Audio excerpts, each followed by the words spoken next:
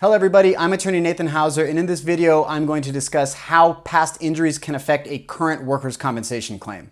California law does not discriminate against injured workers who have had past injuries either at work or outside of work, even if those past injuries have affected the same body parts that were injured in a new injury. However, it is very, very important that the injured worker disclose to either their treating doctors, evaluating doctors, or the workers' compensation company when they are asked whether they have had past injuries. The reason this is important is that workers' compensation law requires that medical reporting be considered substantial medical evidence in order for that medical reporting to control a workers' compensation case. In order for a doctor's report to constitute substantial medical evidence, the doctor must have an accurate medical history.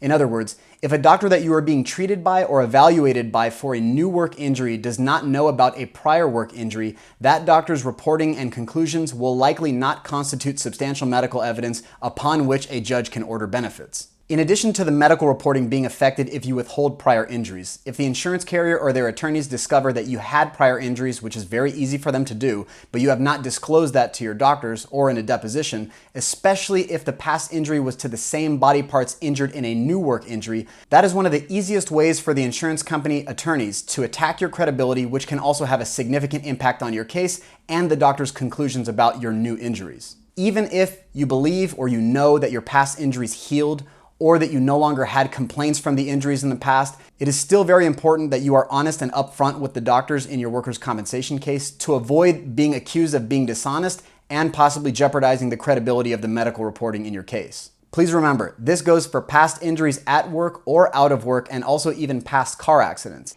Even if you had car accidents in the past where you were not injured, if you are asked whether you have ever been in a motor vehicle accident, you should say yes. If your name appears on an insurance claim in connection with any motor vehicle accident, that information will show up on an insurance database search. Be upfront. If you were not injured in a car accident, you should say that you were in a car accident, but you were not injured. Don't say that you were not in an accident. Let's recap.